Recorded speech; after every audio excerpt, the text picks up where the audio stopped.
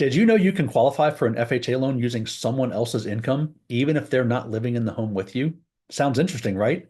It's called using a non-occupying co-borrower, and it can be a game changer for first-time homebuyers who might not qualify on their own. Whether it's a parent helping their child, a family member lending support, or even a trusted non-family member, this strategy could be the key to getting approved for your dream home. So let's break it all down.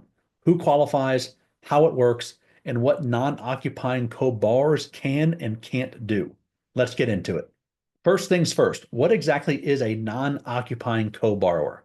So a non-occupying co-borrower is someone who applies for the mortgage with you, but doesn't actually live in the home. So they're putting their name on the loan to help you qualify, but they won't be living there as their primary residence. To qualify as a non-occupying co-borrower, they must be a U.S. citizen or already own primary residence in the U.S., take title to the property alongside the main borrower, be a family member, or in some cases, even a non-family member.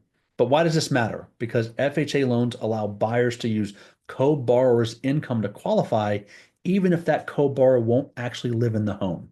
This strategy is a huge help for first-time homebuyers who may not have enough income to qualify on their own. Here's how it works. No income, no problem. You just have to have a credit score.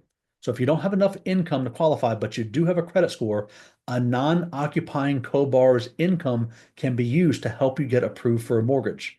That means if a parent, sibling, or other qualifying co-borrower is willing to step in and help, you could qualify for a home loan even if your personal income is too low, boosting your income for a larger loan. So even if you do have income, but it's not enough to qualify for the home that you want, a non-occupying co-borrower can provide some extra income to help you qualify for a larger loan. For example, let's say you earn $40,000 a year, but need to qualify for a loan that requires $60,000 a year in annual income. So if a non-occupying co-borrower earns at least $20,000 a year, their income can be added to yours, helping you qualify.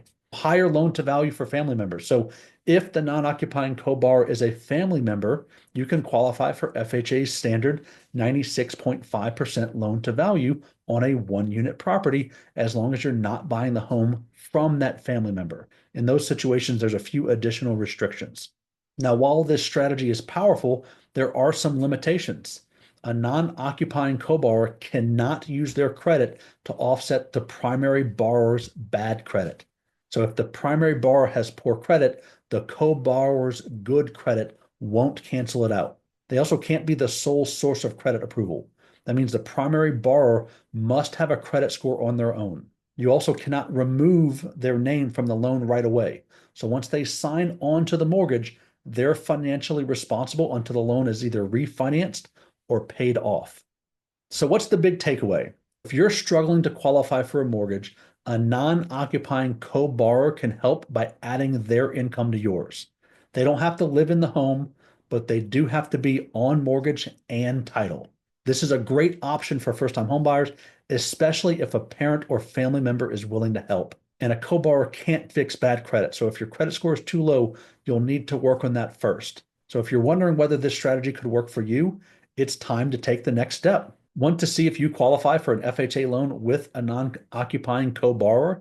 Book a call with me today, and I'll walk you through the process, check your eligibility, and help you structure your loan the right way. And if you found this helpful, hit that subscribe button for more home buying tips and mortgage strategies.